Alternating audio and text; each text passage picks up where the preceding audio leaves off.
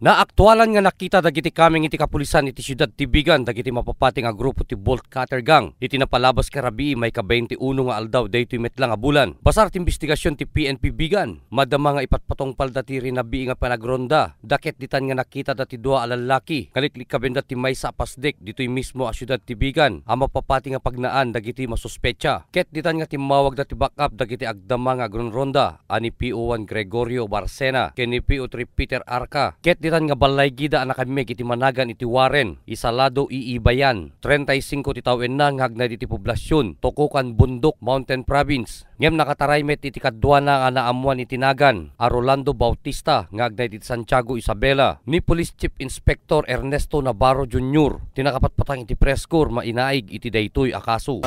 Nakimagdag ito'y gapo kadagiti kunatayo nga intensified nga visibility patrol nga ikan kandak daytoy kapulisan tayo. Idi papatrolyada PO3 Arca ken ni PO1 Barcena iti Salcedo Street, Barangay 3, Bigan. Dito nga city syudad. Napansinda dagitoy suspect nga madama nga mangluklukab dayjay likod nga tawad dayjay computer shop ni Dr. Tabasan. Dayjay met nga lugar dayjay Pentel computer shop na.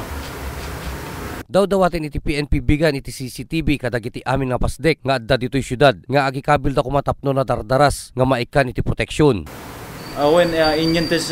Kasi dati kong kunatay nga crime clocking. So in-study mi no nya oras makumkumit dagi jay crimes against property. So na-consider mi nga karaniwan nga makumkumit dagitoy krimen is parbangon. So in genten sapay tayo ti patrolling iti parbangon, especially iti business establishment. So dati pinakatiliw dati mesa nga suspect. Iti pa'y madama nga imimbestigaran dagiti kaming iti kapulsan, tinasao nga syudad, ket kitain dano adda ti pakainaigan ni Isalado, kadagiti imuna nga pasdek nga natakawan. When dati naipila nga kaso mi kanyanan daytoy ni Warren, attempted robbery with NPS docket number India 14 INQ 10K00039. So naipila mi tatayan jay opisina ni Apo si City Prosecutor Duldulaw. Kadag ito nga gundaway, adda pay lang iti kustodiya iti PNP Bigan, iti masuspetsa ni Isalado. Pinadasmet nga alin iti grupo iti press corps iti reaksyon iti masuspetsa. No anya ti makunana, dito ang napasamak kanya na ket saan namet kaya tinagsao. Para iti press corps, Ryan Pardo.